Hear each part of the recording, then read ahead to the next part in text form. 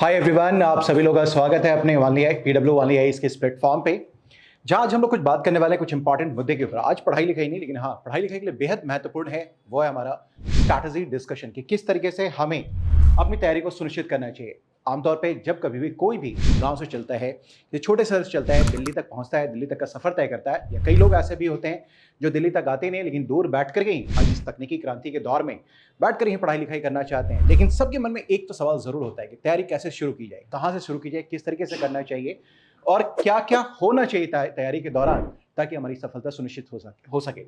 आज इसी मुद्दे के ऊपर हम लोग बात करेंगे, लेकिन मैं आपको बताना चाहूंगा कि आज आप देखेंगे कि आपके इस स्लाइड के ऊपर में कुछ बातें लिखी गई है। देयर मस्ट बी समथिंग जो कि आपके दिमाग में निश्चित तौर पे आता ही होगा कि UPSC is not about talent. आप में से कई लोग टैलेंटेड होंगे, but it's not only about the talent. ऐसा नहीं केवल टैलेंट के थ्रू ही आप इस यूपीएससी एग्जामिनेशन को क्रैक कर सकते हैं।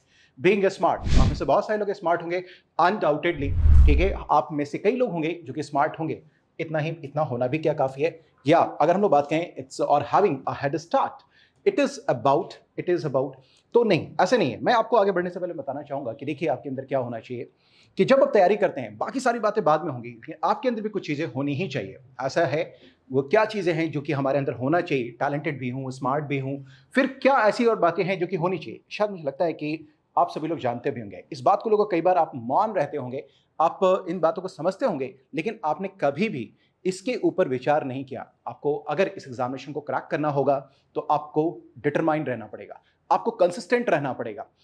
ये एक बहुत बड़ी बात है जो आपके पास रहना होगा। आपको मैं बताना चाहूंगा, आगे मैं बात करूंगा ही करूंगा कि देखिए आज की तारीख में यूपीएससी को लेकर के सारी चीजें इतनी क्रिस्टल क्लियर हो चुकी हैं। मार्केट में कहीं भी जाए कुछ भी ऐसा नहीं है जो आपके पास आज उपलब्ध नहीं है। लेकिन अगर कहीं पर कोई किसी का रिजल्ट अगर नहीं होता है तो उसके पास उसका डिटर्मिनेशन, उसका कंसिस्टेंट नहीं होना ही उसके रिजल्ट नहीं होने का कारण बनता है।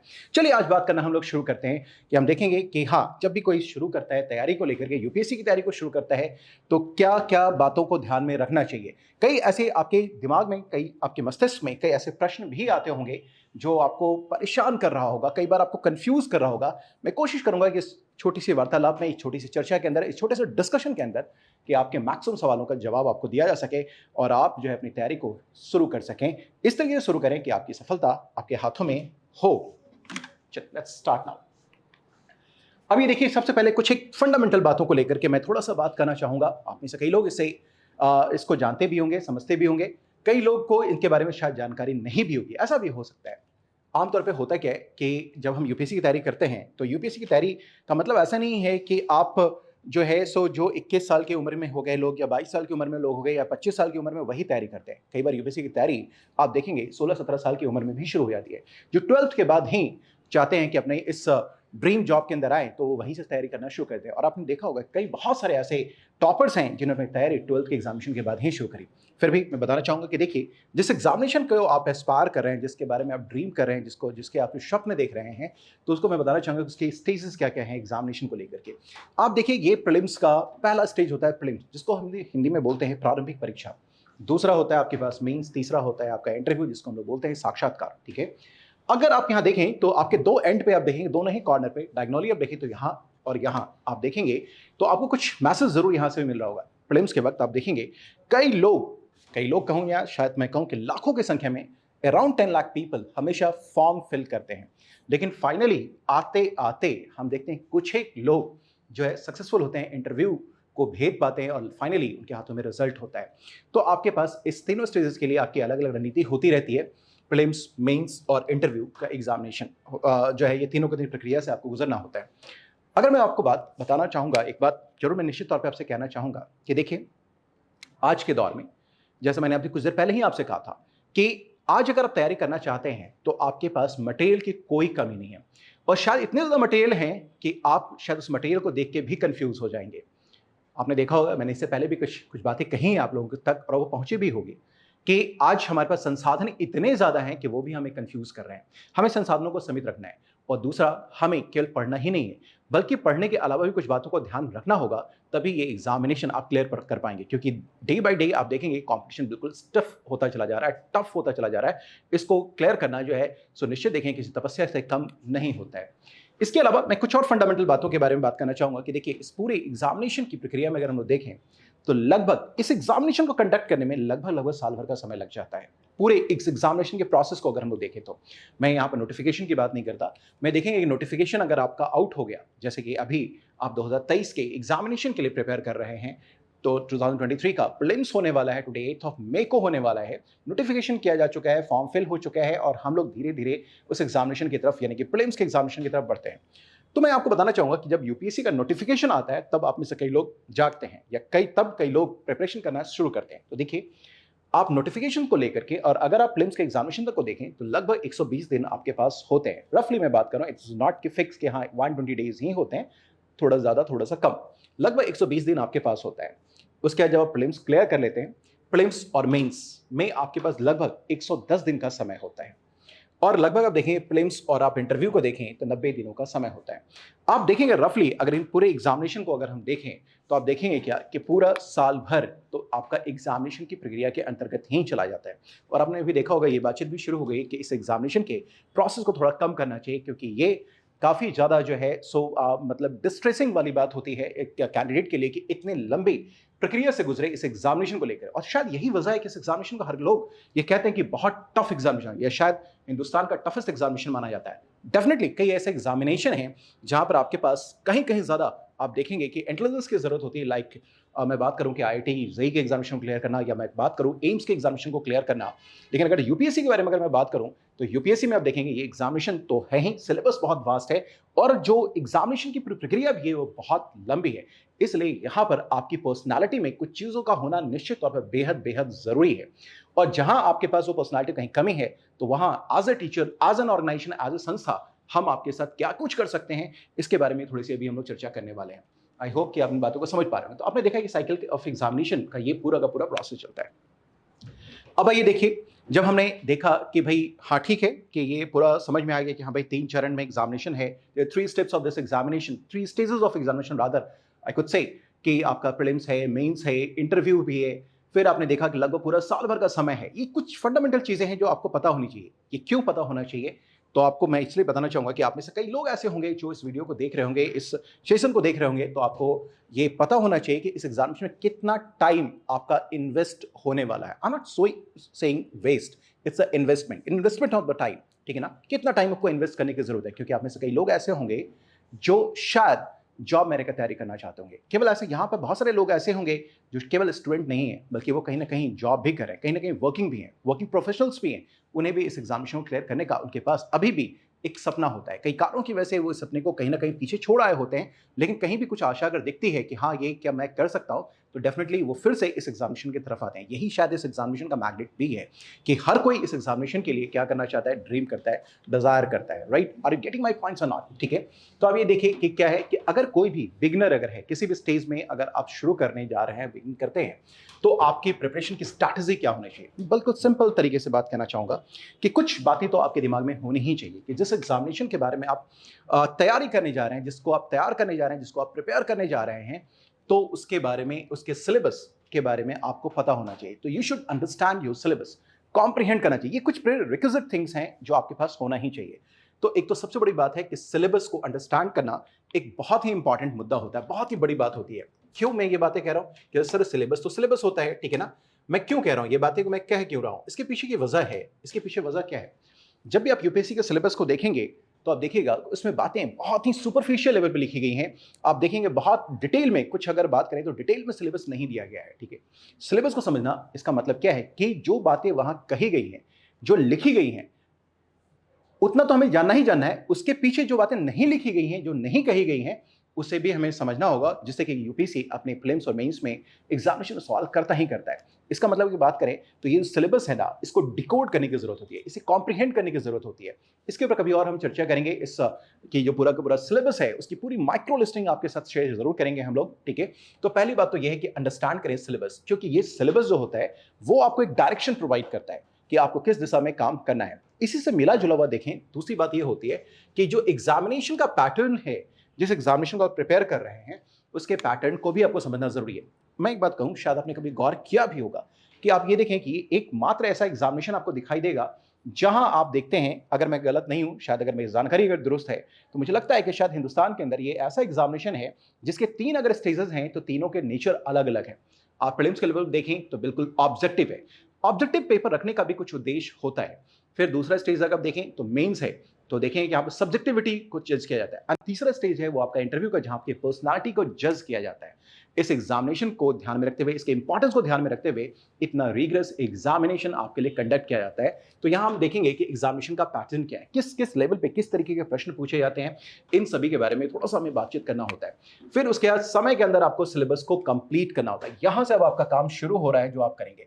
आपको सिलेबस को अंडरस्टैंड करना, एग्जामिनेशन के पैटर्न को समझना, फिर सिलेबस को टाइम के अंदर कंप्लीट करना। जैसे मैंने आपसे पहले ही कहा है कि time is resource right over here. यहां देखेंगे समय है एक संसाधन है, और इस संसाधन का आपको क्या करना है, आपका उपयोग करना है। यानी कि एक समयबद्ध तरीके से विद इन टाइम आपको अपने सिलेबस को कवर कर लेना है। लेकिन आप इस बात को ध्यान में रखिएगा कि सिलेबस का केवल कवरेज ही मैटर नहीं करता है, कि केवल आपको सिलेबस को ही कंप्लीट नहीं करना है, कवर नहीं करना है, बल्कि इसके अलावा आपको सिलेबस को आपको रिवाइज भी करना है, मल्टीपल टाइम्स रिवाइज करना है, साइंटिफिक तरीके से रिवीजन करना है।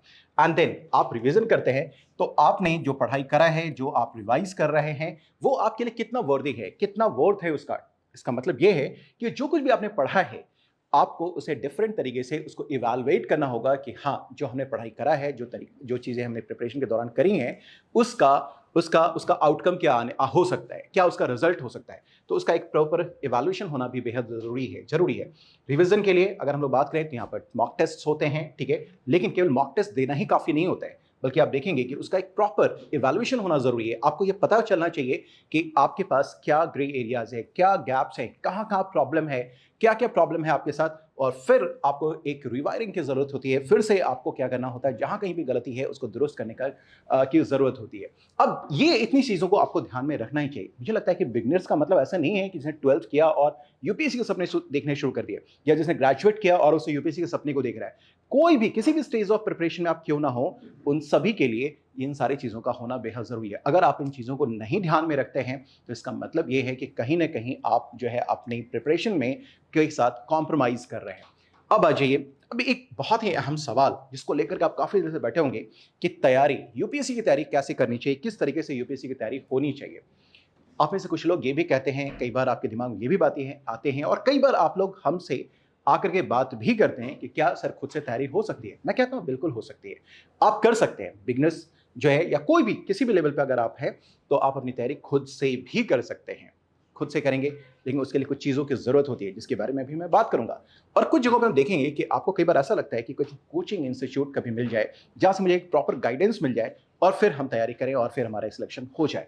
तो आपके पास दोनों चॉइसेस है और दोनों ही जगह से सिलेक्शन होता है। ऐसा नहीं है कि केवल आप कोचिंग इंस्टीट्यूट में होंगे तभी आपका सिलेक्शन होगा। आप अगर सेल्फ स्टडी भी करते हैं तो भी आपका सिलेक्शन होगा। लेकिन सेल्फ स्टडी करने के लिए आपको ये जानिए कि आपको क्या होना चाहिए। जैसे मैंने कहा कि कुछ चीजें आपके पास तो होनी ही होनी चाहिए, आपकी पर्सनालिटी में होना चाहिए। That is called strong determination. एकदम पक्का वाला जिसको कहना कि नहीं करना है मतलब करना है। दूसरा, आपके पास अगर हम बात करें कि आपके पास, जैसे हमने आपको बताया कि पूरा का पूरा जो एग्जामिनेशन है वो 1 साल लगभग समय ले ही लेता है। तो आपके अंदर ये जो पूरा साल भर की ना एक तपस्या होनी चाहिए। तपस्या, समझ पा रहे हैं, पूरा का पूरा 1 साल आपको कंप्लीटली झोंक देना है। इसके अलावा जब ये तपस्या आप कर रहे होते हैं तो आपने देखा होगा आत्मविश्वास की कई बार कमी हो जाती है। कई बार आपने सुना होगा ये ओआरएन में कई जगह, कभी किसी जमाने में हम लोग भी हुआ करते थे इधर, कई बार हमने भी सुना है मूड मूड बड़ा स्विंग करता है। भाई जाहिर सी बात है यार, 365 दिन 1 साल पूरा का पूरा समय होता है।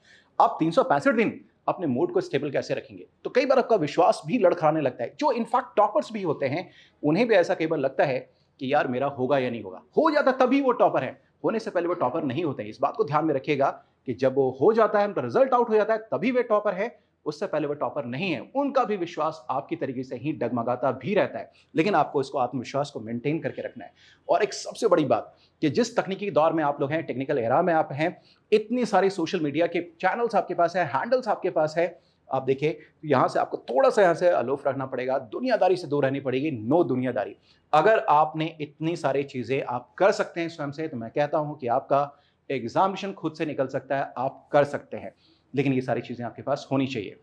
बहुत इंपॉर्टेंट होता है कि पूरा साल भर की जो तपस्या आपने की है उस दौरान आपका आत्मविश्वास बना रहे।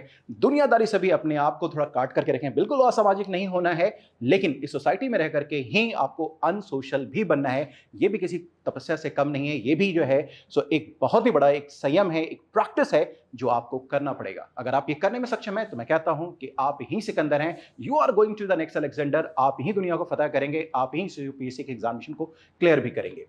आइए अब अगर हम लोग बात करें थोड़ा सा कि अगर कई बार जैसे ही हम लोग बात करते हैं कि हाँ कुछ कोचिंग इंस्टीट्यूट्स वगैरह में भी हम लोग क्या कर सकते हैं कि कहीं जा करके कुछ काम कर सकते हैं, तो मैं थोड़ा देखूंगा कि परंपरागत तरीके से देखें। ट्रेडिशनली जब तैयारी होती है कोचिंग इंस्टीट्यूट में तो होता क्या है कि हम अपना फीस लेके गए, हमने फीस पे किया, हम क्लासरूम में गए, हमने पढ़ाई करी, जितने दिन की कोर्सेज रहा उसको हम लोगों ने करा, 8 महीने, 9 महीने, 10 महीने, 12 महीने, जो भी रहा लेंथ रहा। हर एक जगह का अपना अपना अलग तरीका होता है, हर एक जो इंडिविजुअल टीचर्स भी हैं उनके अलग अलग उनके अप्रोच होते हैं। ठीक है, आप वहां गए, आपने एडमिशन लिया, एक सब्जेक्ट को आपने कवर किया, आपने पढ़ाई लिखाई करी और आपका काम हो गया, यानी कि हमारा और आपका संबंध थोड़ा सा खत्म हो गया। लेकिन फिर भी हमने देखा बीच में कि थोड़ा सा आजकल एक बड़ी अच्छी सी बात आ गई है कि हाँ देखा कि कुछ बच्चों को थोड़ा सा तकलीफ होना शुरू हुआ है, तो मेंटोरिंग की व्यवस्था की गई कि हाँ चलो ठीक है, आपके पास कुछ डाउट्स हैं तो आप मेंटोरिंग के थ्रू कर सकते हैं। कई बार आपने देखा होगा बहुत सारे जो इंस्टीट्यूट्स होते हैं, कई जगहों पे आपके पास मॉक टेस्ट वगैरह भी होते हैं, लेकिन अगर आप देखें तो आप देखेंगे कि कई जगहों पे इन सारी व्यवस्था में इंटेंशन बहुत अच्छा है, लेकिन एग्जीक्यूशन में कहीं ना कहीं कुछ प्रॉब्लम दिखाई देता है, जिसकी वजह से बच्चे अभी भी थोड़े से बाफल्ड नजर आते हैं। बाफल्ड होने की जरूरत नहीं है। यहां पे एक बात मैं करना चाह रहा हूं, एक मैंने भी सुना है मार्केट में बहुत सारा, what is the CTR model. ये मॉडल क्या है? सफलता थ्रू सीटीआर मॉडल। ये क्या है सीटीआर मॉडल? थोड़ा इसके बारे में जानने समझने की कोशिश करते हैं। देखिए सबसे पहले हमने कहा कि सीटीआर मॉडल पे भी आने से पहले हमें क्या करना होगा? सबसे पहले अपनी तैयारी के दौरान अपने सिलेबस को डिकोड करना होगा, ट्रेंड को एनालाइज करना होगा, एंड देन सी का मतलब that is your classes, T का मतलब होता है टेस्ट, एंड आर का मतलब है रिवीजन। लेकिन ये केवल 3 शब्द नहीं है, क्लास, टेस्ट एंड रिवीजन। ये एक पूरी की पूरी एक प्लानिंग है, एक पूरी की पूरी स्ट्रैटेजी है, एक स्टूडेंट के नजरिए से, एक टीचर के नजरिए से, और एक तरीके से अगर मैं बात करूं कि किस तरीके से आपको सफलता दिलवाई जा सके, उन सभी को ध्यान रखिए। 3 शब्द को एक साथ कंबाइन किया गया है, and that is before you as CTR model. So what is this class? Class के बारे में थोड़ा सा मैं बात करना चाहूंगा कि क्लास का मॉडल क्या है। आमतौर पे ट्रेडिशनली जब हम परंपरागत तरीके से पढ़ाई लिखाई कर रहे होते हैं तो हमने, जैसा मैंने आपसे अभी बताया, क्लास में आया, हमने पढ़ाई लिखाई करी, हम घर चले गए। नहीं, यहां पे काम, क्लास का मतलब यहां पर केवल नहीं है कि केवल आपको पढ़ाया गया। क्लास का मतलब हमारा यह भी है कि आपके साथ आपको रिवाइज भी करवाया गया। क्या से बात करेंगे? आपके साथ यह है कि आपके साथ टेस्ट, यानी कि टेस्ट लेकर के हम आपको इवैल्यूएट भी करेंगे कि आप किस डायरेक्शन में मूव कर रहे हैं। जो आपको पढ़ाया जा रहा है उसको आप रिसीव भी कर पा रहे हैं या नहीं कर पा रहे हैं, क्योंकि ये हमारी जिम्मेदारी है, सीटीआर मॉडल की जिम्मेदारी है कि आपको सही डायरेक्शन दिया जा सके, और अधिक से अधिक मैक्सिमम से मैक्सिमम जो बच्चे हैं उन सभी को उनका रिजल्ट हो सके। ये हमारा एक प्रयास छोटा सा यहाँ पे हो रहा है, इसके बारे में हम बात करेंगे। तो इस तरीके से हम देखेंगे कि आप देखें जिस तरीके से ये आपके पास ये स्लाइड के थ्रू ये आपको दिख रहा होगा कि यहाँ हम लोग जो बात करेंगे is beginning, innovative, disruption, right. यहां देखेंगे प्रैक्टिस, रिवीजन एंड इवैल्यूएशन। ये इसके पिलर्स हैं, इस प्रोग्राम के, इस मॉडल के पिलर्स हैं, और इस पिलर्स के थ्रू हम लोग यूपीएससी के एग्जामिनेशन को हम लोग क्या करेंगे, हम लोग जो है उसको भेजने की कोशिश करेंगे, उसको हम लोग फतह करने की कोशिश करेंगे, उसको कंकर करने की कोशिश करेंगे, और फाइनली हम लोग बाहर आना चाहेंगे। ठीक है, सो इतनी बातें आप लोग देख पा रहे हैं। यहाँ आप देखेंगे ये 3 चीजें बिल्कुल हाईलाइट की गई, practice, revision and evaluation. What is these things, मैं इसके बारे में बताता हूँ, एक एक करके आप जरा समझने की कोशिश कीजिए। यहाँ पे क्या है, सबसे पहली बात अगर हम देखें, नंबर 1, सब्जेक्ट वाइज अगर सीटीआर मॉडल है, इस तरीके से डिजाइन किया गया है कि जो लोग चाहते हैं कि नहीं मुझे कहीं गाइडेंस मिले, किसी कोचिंग इंस्टीट्यूट में जाना चाहिए, तो उसी में आप देखेंगे कि एक तरीका यह भी है कि इस तरीके से आप पढ़ाई लिखाई करें कि ऐसी जगह से आप जुड़े जहां पे ये सारी चीजें हो रही हैं। जैसे subject wise daily scheduled classes, for से कि अगर मान लेते हैं कि हिस्ट्री की पढ़ाई कर रहे हैं, आर्ट एंड कल्चर की पढ़ाई कर रहे हैं, या पॉलिटी, इकोनॉमी, ज्योग्राफी, किसी से साइंस एंड टेक, किसी के बारे में भी पढ़ाई कर रहे हैं, तो आपके पास एक subject wise daily scheduled classes हो। This is a one thing. In general आपको ये सारी चीजें आपको समझ में आती हैं, आपने ये किया भी होगा पहले भी, अगर आपने मेडिकल, इंजीनियरिंग कहीं भी कुछ भी किया तो इन सारी चीजों से आप गुजरे होंगे। इसके अलावा जो काम शुरू होता है वो ये होता है, memory created to ensure daily revision. आप देखिए क्या है कि क्लास का एक बहुत बड़ा पार्ट है वो ये है कि अगर आज आपने क्लास आपकी हुई तो कल जब आपकी दूसरी क्लास होने वाली है तो जो कुछ भी आज आपने पढ़ा है उसका एक बहुत ही क्रिस्प रिवीजन होगा। और रिवीजन का तरीका ऐसा नहीं है कि मैं यहां आया और बिल्कुल आपसे मैंने कहा हाँ देखो यार कल क्या पढ़ाई हुई थी, ये बातें हुई थी। As only we do this, हम लोग करते ही हैं ऐसा, ठीक है। लेकिन यहां पर जब हम आपको रिवाइज करवा रहे होंगे तो रिवीजन के दौरान आपके पास माइंड मैप्स के थ्रू हो सकता है, डायग्राम, फ्लो चार्ट, कुछ भी, जितना भी इनोवेटिव तरीका हो सकता है वो सारी चीज़ों को हम लोग क्या करेंगे, उन सारे टूल्स को यूज़ करेंगे आपको रिवाइज करवाने के लिए।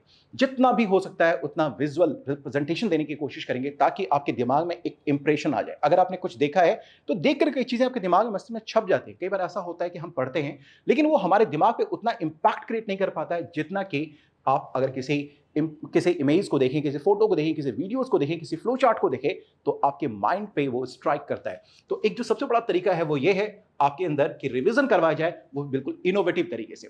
इनोवेशन का मतलब ये है कि आपके अंदर क्या हो, एक मेमोरी क्रिएट हो जाए कि हाँ ठीक है, अगर हमने ये काम किया है तो हमारे दिमाग में वो छप जाना चाहिए, उसका इम्प्रिंट होना चाहिए हमारे पास कि हाँ ठीक है, चलो ठीक है, टिप ऑफ द टंग पे अगर नहीं है तो हमारे कहीं ना कहीं अपने हमारे सबकॉन्शियस ब्रेन में है कि कुछ भी आएगा तो हम लोग कर जाएंगे। The second feature of this. Third one, a smart tracker for monitoring regular progress. Right? अब ये देखिए क्या है। आपको मैं बताना चाहूंगा यहाँ पर मैं कि हमारे डेली क्लासेस, ये जो आपका जो मॉडल है CTR model, subject wise classes के अलावा आपके पास रिवीजन के साथ साथ ये क्या होगा कि रिवीजन का तरीका क्या है, इसको भी देखिए। पहले तरीका क्या होगा कि एक तो हमने रिवाइज करवाया, दूसरा क्या है, क्लास जैसे आपकी खत्म हुई वैसे ही आपका टेस्ट कंडक्ट होगा। आप ये समझिए कि जैसे आज आपकी क्लास हुई तो आज आपने पढ़ा, आप घर गए, आप उसको रिवाइज डेफिनेटली करेंगे। If you are a serious aspirant for this examination, अगर आप इसके लिए ही बने हैं तो आपके सामने बस यूपीएससी ही दिखाई देगा, बाकी कुछ भी नहीं दिखाई देगा। तो डेफिनेटली आप घर जाएंगे तो जो कुछ भी आज आपको पढ़ाया गया उसको रिवाइज करेंगे। This is second revision. आपने पढ़ाई करा, वो एक तरीके से क्लास के दौरान अपनी लर्निंग भी हुई और आपके दिमाग में कहीं ना कहीं आपके आती चली गई बातें, फिर आपने उसको रिवाइज करा एंड देन दूसरे दिन जब वो क्लास में आते हैं देन फिर से आपका एक रिवीजन होता है, third revision. And the fourth revision is कि उस क्लास के बाद इमीडिएटली आपके पास क्या होता है, कुछ टेस्ट का भी प्रोविजन किया जाएगा। कुछ उसमें से आपके पास क्या होंगे, ऑब्जेक्टिव क्वेश्चंस होंगे, कुछ आपके मेंस के क्वेश्चन होंगे, सब्जेक्टिव क्वेश्चन, जो कुछ भी आपने पढ़ा है वहीं से। ये आपके पास तरीका हो गया। सो दिस कॉल्ड द जो आपका रिवीजन। इसके अलावा क्या है कि रिवीजन में एक और चीज है कि यहां पर देखें तो वीकली रिवीजन भी हुआ करेगा। इसके अलावा मैं आपको बताऊं कि जब आपका सब्जेक्ट कंप्लीट हुआ है, यानी कि कंप्लीशन के टाइम भी आपका जो है सो सिलेबस आपको रिवाइज करवाया जाएगा। इतने मल्टीपल टाइम्स रिवीजन केयर करवाए जाएंगे कि कहीं ना कहीं आपके दिमाग में बातें बिल्कुल बैठ जाएंगी, एकदम बिल्कुल स्थापित करवा दी जाएंगी, उसमें कहीं से कोई डाउट नहीं है। अब रही बात कि क्या इतने से ही जो है सो जिम्मेदारी खत्म हो जाती है? नो, इतने से ही जिम्मेदारी खत्म नहीं होती है। इसके अलावा आपके लिए हमेशा कि हाँ आप ये जो टेस्ट आपने दिया है उसका एक प्रॉपर इवैल्यूएशन होगा और उन सभी को एक बहुत ही प्रॉपर तरीके से उसको इवैल्यूएट भी किया जाएगा। सो मॉनिटरिंग रेगुलर क्लासेस, जो कुछ भी आपने किया है प्रोग्रेस, जो कुछ भी आपने किया उन सभी का एक रेगुलर प्रोग्रेस भी होता जाएगा।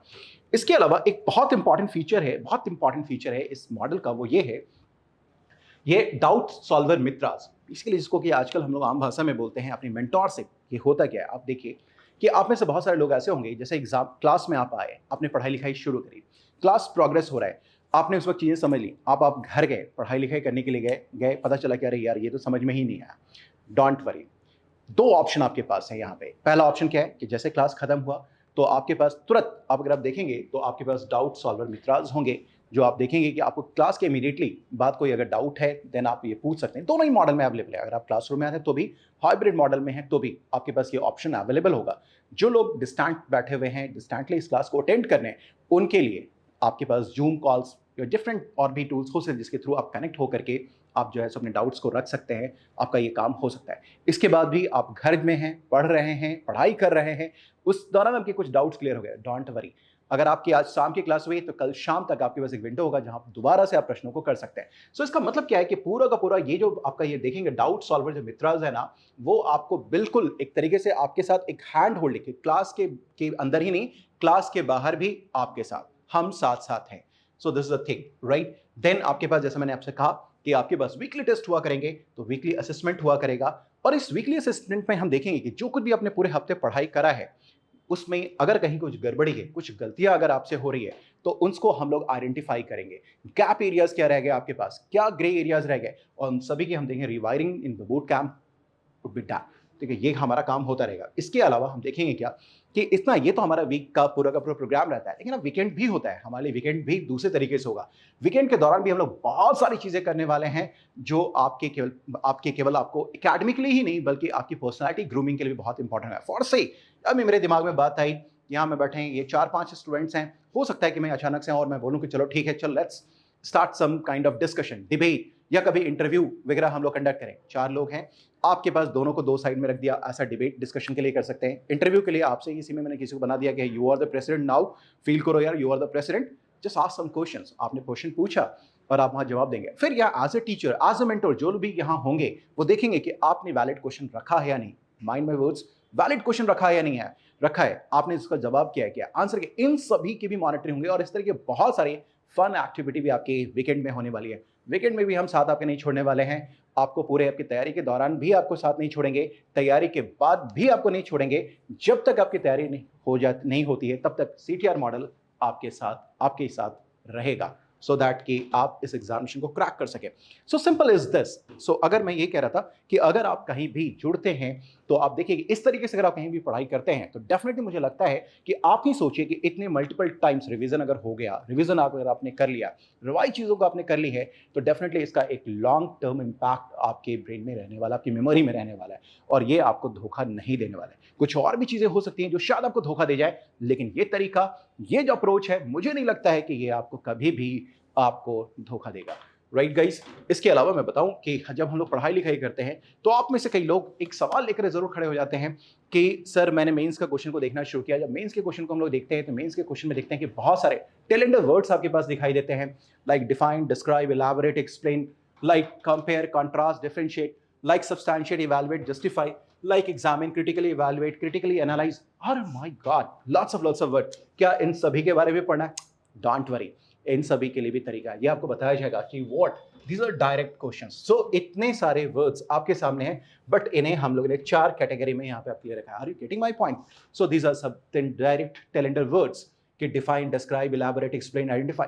तो आप जब भी पढ़ाई करेंगे तो केवल और केवल आप पढ़ाई नहीं करेंगे, केवल आप किसी सब्जेक्ट मैटर को ही नहीं समझेंगे, बल्कि एग्जामिनेशन को ध्यान में रखते हुए जिस तरीके के प्रश्न आपसे पूछे जा रहे हैं उस तरीके से आपको पढ़ाया जाएगा। इसका मतलब यह है कि व्हाट किसी टॉपिक के फॉर से कि अगर आपको पूछा जाए कि what is the causes of the decline of the Mughal empire, ठीक है, आप सिंपल डिस्क्राइब या डिस्क्राइब ये कर दिया गया।